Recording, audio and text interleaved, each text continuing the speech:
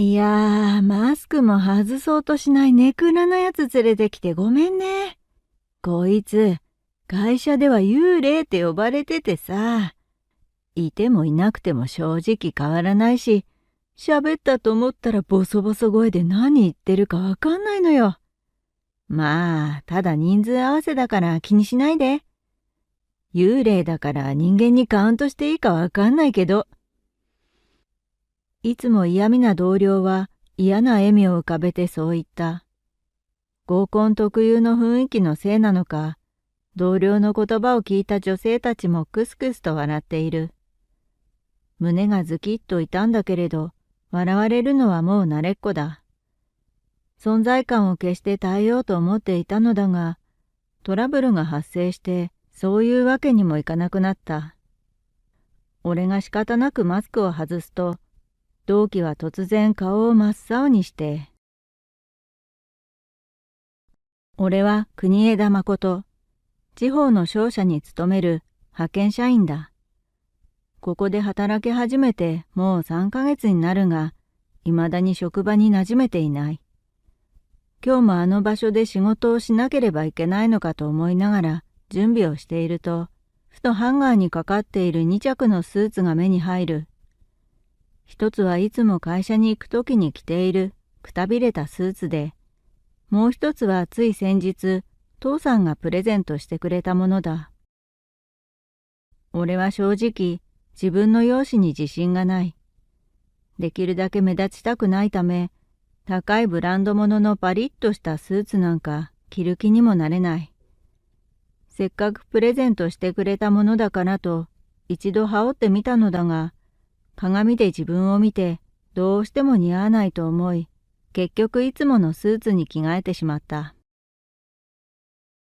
それからは手に取ることもなくなり、少しの間見つめては、父さんに申し訳ない気持ちになりながら、別のスーツを手に取る日々だ。父さんは昔から身なりに気を使う人で、その理由について俺にもずっと言い聞かせていた。いいかい誠、なりたい自分にふさわしい服を身にまといなさい。決して外見に惑わされてはいけないよ。特にスーツは社会人の戦闘服だ。だからスーツは戦うという覚悟を持って選ぶんだよ。そしたらきっと気づいた時には望んだ自分になっているから。高校生の時には理解できなかったけれど、今は少しわかる気がする。しかしそれでも俺は、父さんが送ってくれたスーツに手を伸ばせない。だってこんなスーツ着ていったら周りからなんて言われるか。父さんは気にするなって言うけど、ずっと外見をからかわれてきた俺の気持ちなんてわからないんだ。なりたい自分って一体何なんだろう。こうして俺は今日もくたびれたスーツを着て、ため息をつきながらマンションの一室を出た。俺が毎日こんなに憂鬱になるのは、すでに社内で気味の悪いやつだと笑われているからだ。特に同じ年齢の宮内さんは、最初からおどおどしていた俺が気に食わなかったようで、ついには幽霊というあだ名をつけて、俺のことをからかってくるようになった。宮内さんは有名大学出身のエリート営業マンで、職場でもリーダーのような立場でみんなをまとめ上げているため、誰も逆らえない。さらに俺が何も言い返さないのをいいことに、最近では雑用ばかり押し付けてくる。おい、幽霊、これ全部やっといてくれよ。わかりました。今日中に終わらせろよ。みんな外回り行ったりして忙しいんだから。それくらいのサポートはちゃんとしろよな。まあ、誰にでもできるこんな地味な仕事は、存在感のないお前にはぴったりの仕事だろう。その瞬間、じわじわと心の中に黒いものが広がっていくのを感じた。俺はなんだか悔しくて黙っていられなくなり、ぎゅっと膝の上で拳を握った。さすがの俺も、そこまで言われたら傷つきます。はあ？だからなんだよ。営業として大した仕事もできねえくせに。いや、ですから、そういう言葉をぶつけるのをやめていただけると。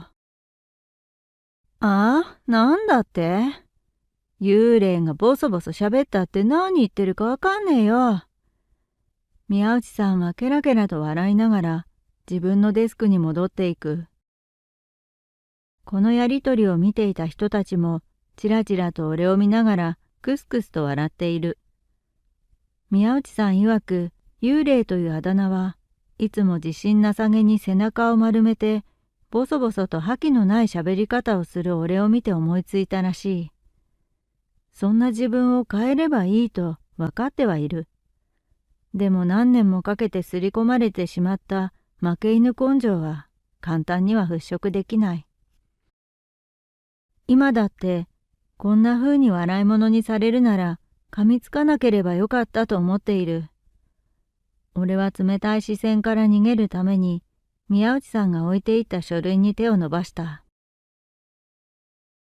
そんなある日、宮内さんが担当している取引先の会社の社員とうちの会社の社員で合コンをすることになったと聞いた。当然発案者は宮内さんで、俺が美人受付嬢を集めたと偉そうにしている。宮内さんは社内の女性社員にこそこそと噂をされるくらいルックスが良くて、そんな自分を理解して自信を持っているタイプだ。しかしこれもよく噂されていることだが、服装も遊びも派手好きで、飽きたからといって彼女をとっかえひっかえするような軽薄な男らしい。一方俺はいつまで経っても自分に自信を持てず、女性と付き合うなんてことは無縁の人生を歩んできた。どこにいても冴えないと評価される俺は合コンに誘われることもない。自分には関係ないことだと仕事に集中していたその時、宮内さんが突然声をかけてきた。おい、幽霊。今日の合コン、お前も参加な？どうして、俺が。男側の人数が一人足りなくなったんだよ。ただの数合わせ要員だから気合い入れなくていいぞ。まあ、幽霊にそんな度胸はないか。宮内さんはポンポンと俺の肩を叩くと、定時までに急ぎの仕事を終わらせておくように言って去っていく。俺は参加したくもなかったが、宮内さん相手にそんなことは言えなかった。まあいいか。どうせ黙っていれば、俺のことなんて誰も見なくなるんだし。ぼんやりとそんなことを考えながら、俺は無心でキーボードを叩き続けた。そうしてちょうど定時になった頃、宮内さんが俺を迎えにやってきた。男性側のメンバーはみんな宮内さんの取り巻きで、俺はなんだか居心地が悪かった。宮内さんが予約した居酒屋で女性たちを待っていると、お待たせしましたときれいな声が響いた。声が聞こえた方に視線を向けると、今日の合コン相手である女性たちが立っている。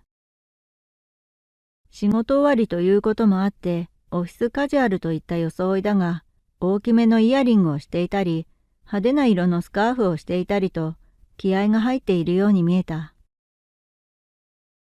宮内さんが率先して女性たちをもてなしているため、俺は邪魔をしないように隅の席からそれをちらちら見ていることにした。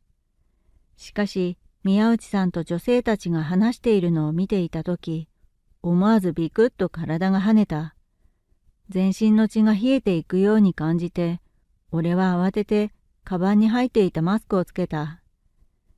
宮内さんやその取り巻きはマスクをしている俺を見て怪訝な顔をしていたけれど、すぐにどうでもよくなったのか、いよいよ合コンが始まった。乾杯をして自己紹介を終えた後、一人の女性がどうしてマスクをしているんですかと尋ねてきた。風邪気味でうつすと悪いからとなんとかごまかすと、宮内さんが笑いながらバシッと俺の背中を叩いた。いやー、マスクも外そうとしないネクラなやつ連れてきてごめんね。こいつ、会社では幽霊って呼ばれててさ、いてもいなくても正直変わらないし、喋ったと思ったらボソボソ声で何言ってるかわかんないのよ。まあ、ただ人数合わせだから気にしないで。幽霊だから人間にカウントしていいかわかんないけど。合コン特有の雰囲気のせいなのか、宮内さんの言葉を聞いた女性たちもクスクスと笑っている。胸がズキッと痛んだけれど、笑われるのはもう慣れっこだ。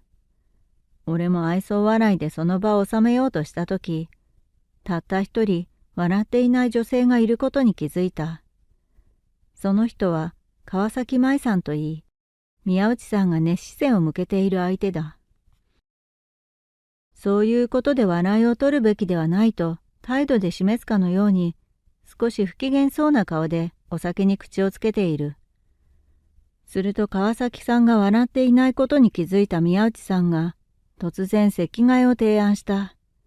当然俺は隅の席から動かなかったが、対面に座っていた川崎さんの横に慣れ慣れしい態度で宮内さんが座った。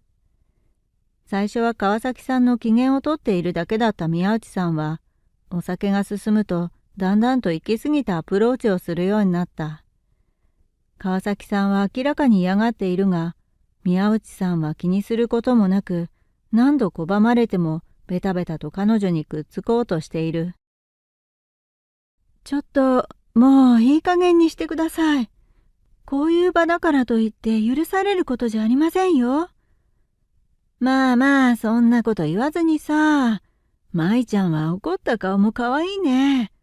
この後二人で飲み直さない？川崎さんが本気で嫌がっていることに気づいた俺は、机の上に並んでいる唐揚げを取るふりをして、宮内さんが飲んでいた赤ワインのグラスをわざと倒した。こぼれた赤ワインは、うまく宮内さんのズボンを汚したようで、苛立ったように舌打ちをして、こちらを睨みつけてきた。このドジ幽霊が、シミになったらどうしてくれんだよ。クリーニング代払えよな。あ、はい。申し訳ありません。宮内さんは川崎さんには笑顔を見せて立ち上がり、ドスドスと音を立ててお手洗いに向かった。とりあえずなんとかなったと思って大きく息を吐き出すと、向かいに座っていた川崎さんも同じようにため息をついた。そんな彼女とパッと目が合い、何も言わないわけにもいかなくなった。必死に言葉を探して、大丈夫ですかと尋ねてみたが、俺の声は居酒屋の喧騒の中に消えていったようで、川崎さんは困ったような笑みを浮かべた。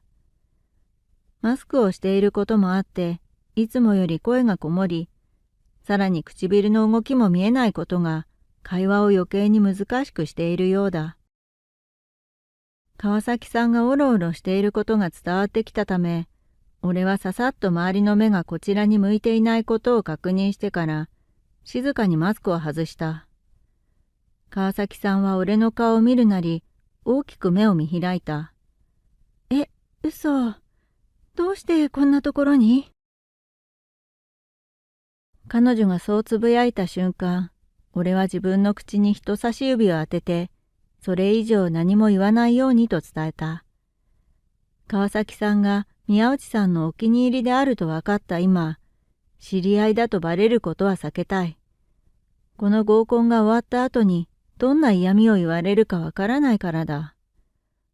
周りの様子を伺いながら小声で状況を説明するために顔を寄せたとき、赤ワインがこぼれたズボンの応急処置を終えた宮内さんが戻ってきた。おい幽霊。俺の舞ちゃんに慣れ慣れしく近づくなよ。ほらもう舞ちゃんも。こんな陰気なやつと話してたら、舞ちゃんの魅力もどんどん落ちていっちゃうよ。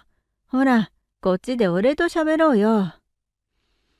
川崎さんに説明するタイミングがなくなってしまったが、これ以上宮内さんの機嫌を損ねるわけにもいかない。川崎さんを俺から引き離そうとして、宮内さんが肩を掴んだ瞬間、彼女はその手をパシンと弾き落とした。宮内さんは目を丸くしていたが、俺もそれを見て口を開けて固まってしまった。さっきから言ってますよね。気安く触らないでくださいって。それに国枝さんに失礼なこと言わないでください。それがどういうことか分かって発言しているんですよね。ちょっと、どうしたの舞ちゃん。この幽霊に何か変なことを吹き込まれたのかな。こいつの言葉なんて気にしなくていいからね。本当に分かっていないんですね。国枝さんは御社の親会社の社長の息子さんですよ。つまり次期社長というわけです。いずれあなたの上に立つ人に対して随分とひどいあだ名をつけているようですね。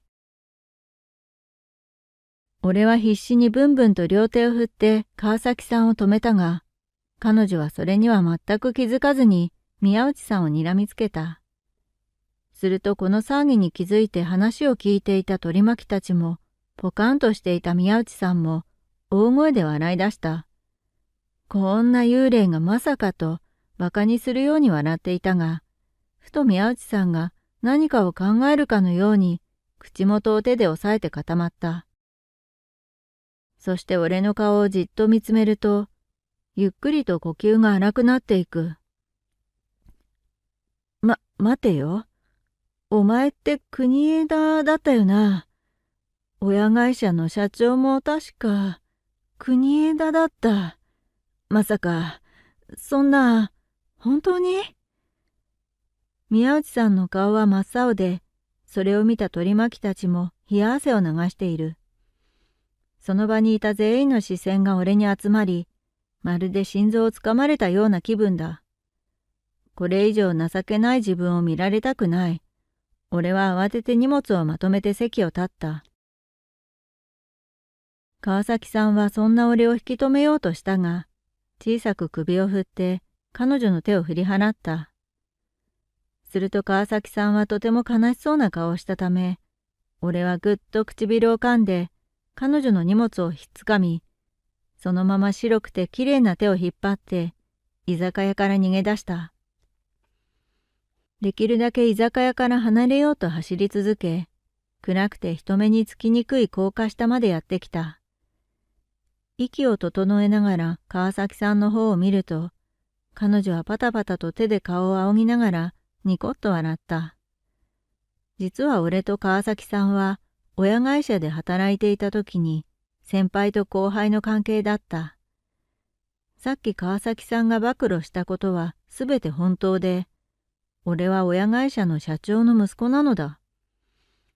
俺が父さんの後継ぎとして働き始めてしばらく経った頃、派遣社員としてやってきたのが川崎さんだ。川崎さんは当時からとても真面目で、仕事に真摯に打ち込むきれいな横顔に、ふとした瞬間に見惚れてしまうようになった。さらにその頃から背中を丸めて生きていた俺は、社内の女子社員から気味が悪いと陰口を言われて避けられていた。会社を継ぐとなれば、周りの評価も気にしなければいけないと分かってはいたが、どうしてもそんな自分を変えられなくて苦しい思いをしていた。しかし川崎さんだけは冴えない俺にも分け隔てなく接してくれた。きっと他の社員から俺のことは聞いているだろうに、こうして優しい笑みを向けてくれることを純粋に不思議に思った。あのさ、川崎さん、どうしてこんな俺にも優しくしてくれるの？みんな俺のことを気味悪いって言ってるの知ってるよね。どうしてなんておかしなこと聞くんですね。だって先輩は私にとっても優しくしてくれるじゃないですか。仕事だって丁寧に教えてくれて、いつだって気を使ってくれていますよね。そんな優しさをほんの少しでも返したいって思うのは変ですか？いや、その川崎さんが傷ついてないならいいんだ。もし何かあったら、俺のことは切り捨てていいからね。ほら、そうやって私のことを一番に考えてくれるのも優しさですよ。でももう少し自分を大事にしてください。私は先輩のことが嫌いになることなんてないですよ。そう言って明るく微笑んだ川崎さんに、俺はもう惚れていたのだと思う。しかし、当然告白する勇気はなく、先輩と後輩という関係のまま、俺は川崎さんと離れることになった。俺と連携してスムーズに仕事ができるようになった頃に、川崎さんは別の会社の正社員になることが決まり、お世話になりましたと頭を下げて会社から去っていった。プライベートの連絡先を交換しているわけでもなかったため、川崎さんとはそれっきりになってしまっていた。まさかこんなところで会うとは思わずに、慌てて顔を隠した。美人の川崎さんと知り合いだということがバレれば、注目を浴びることは分かりきっていたからだ。それに川崎さんが俺に気づけば、宮内さんにどれだけ馬鹿にされても、ヘラヘラと笑っている情けないやつだと思われてしまうという気持ちもあった。結局望まない注目を浴びて嫌になり、こうして彼女まで巻き込んで逃げ出してしまったわけだが、俺が思わずため息をついたとき、川崎さんはむすっと頬を膨らませてこちらを見つめた。どうしてあんな風に馬鹿にされているのに一つも言い返さなかったんですか？実は今働いている支社で不正している社員がいるって密告があって、それで身分を隠して派遣社員として潜入調査してたんだ。だからいろいろ黙っていた方が好都合だったというか。そうだったんですか？あんな形でばらしてしまってごめんなさい。でも私は先輩が馬鹿にされているのが許せなかったんです。ひどいあだ名までつけて。ありがとう。川崎さんは優しい人だもんね。大丈夫だよ。俺が次期社長だってことは確定じゃないわけだし。ほら、俺見た目がこんなだし、性格も暗いからさ、派遣社員として潜入するのも適任かなって思って、父さんに申し出たんだよ。だから、俺が今まで通りにしてれば何も問題ないよ。俺が肯定しなければ、今日の疑念もすぐに薄れていくだろう。そしたら変わらない日常に戻って、俺はきっとまた宮内さんに馬鹿にされる。でもそれでいい。これも不正について調べるまでの辛抱だし、わざわざことを荒立てるのも馬鹿らしい。冴えない人間は冴えない人間らしく、何も言わずに他人に笑われているのが自然だ。川崎さんにそう伝えたとき、遠くから宮内さんの声が聞こえてきた。きっと急に飛び出した俺たちのことを探しているのだろう。見つかったら面倒なことになると思った俺は、慌てて高架下の柱の陰に身を隠した。川崎さんも俺に倣って一緒に隠れてくれた。そして息を潜めて声が遠ざかるのを待ち、ほっと息を吐き出した瞬間、川崎さんがバシンと勢いよく壁に手をついた。彼女の手は俺の右腕の真横にあり、驚いていると川崎さんはきっとこちらを睨みつけた。先輩はいつもそうですね。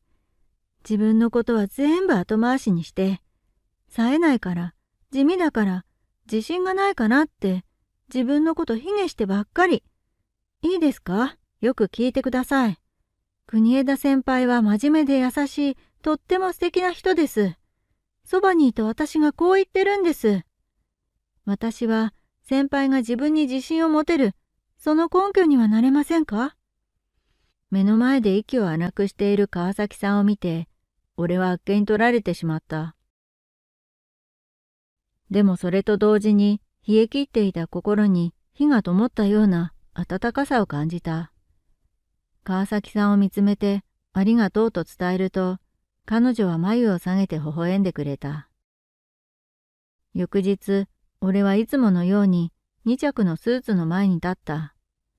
くたびれたスーツに手を伸ばしそうになる気持ちをぐっと抑えて、俺は父さんがプレゼントしてくれたブランド物のスーツを手に取った。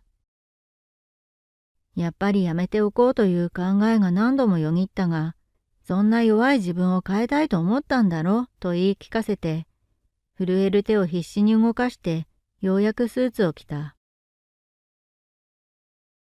そうして鏡の前に立ち、大きく深呼吸してから髪も整えた。いつものボサボサ髪のままでは、とてもこのスーツには似合わないと思ったからだ。髪を整えてからもう一度今の姿を確認し、俺は鏡の中で今にも泣きそうな自分を睨みつけた。そして革靴を履いてカバンを手にし、空気を胸いっぱいに吸い込み、背筋を伸ばして一歩踏み出した。そんな俺を見た宮内さんたちは驚いて目を丸くしていた。バクバク鳴る心臓の鼓動を感じながらも、俺はしっかりと背筋を伸ばしたまま、相手の目を見てハキハキと喋ることを心がけた。普段動かしていない筋肉を酷使しているような感じがして、就業間際には全身がプルプルと震えていた。その日宮内さんたちは俺のことを一度もからかわなかった。昨日の疑念が拭いされていないことももちろんあるだろうが、一日胸を張って過ごせたことが、俺にとっては何にも代え難い経験だ。家に帰るとどっと疲れが押し寄せてきて、そのままベッドに倒れ込んでしまった。全身の筋肉が悲鳴を上げているが、それさえもなんだか嬉しくて、思わず笑ってしまう。ああ、そうか。俺はずっとこうなりたかったのか。涙が溢れそうになるのを必死にこらえて、俺は凝り固まった体をほぐそうと考え、風呂に入ろうと思いながら、ゆっくりと立ち上がった。それから、俺はなりたい自分にふさわしい戦闘服を身にまとい、不正の証拠を得られるまで働いた。そして親会社の社長である父さんに、自分が地方の支社で見てきたことをありのままに話した。結論から言うと、不正をしていたのは宮内さんだった。取引先との商談の契約書を改ざんし、何かと理由をつけて上乗せした分の金を懐に入れていた。宮内さんは取り巻きもうまく丸め込んでおり、その中には経理に関わる者もいたため、周りの社員はなかなか気づけなかったようだ。当然父さんはこのことを支社長に報告し、宮内さんは解雇処分を受けることになった。しかしプライドの高い宮内さんは辞めさせられるのが相当嫌だったのか、解雇される前に退職届を提出して会社から去ったそうだ。他の社員はあくまで宮内さんに指示されてしただけだと主張したため、減給処分や厳重注意を受けるだけで済んだらしい。あれだけ宮内さんを持ち上げていたのに、いざ自分たちがしていたことについて追及されると、簡単に裏切るほど軽い友情だったというわけだ。宮内さんがその後どうなったのかわからないけれど、自分がしたことを反省して誠実に生きることを考えてほしいと願うばかりだ。その報告の時に久しぶりに会った父さんは、俺を優しい目で見つめてにこりと笑った。ずいぶんとそのスーツが似合う素敵な人になったね。まことらしくて素敵だと思うよ。ありがとう。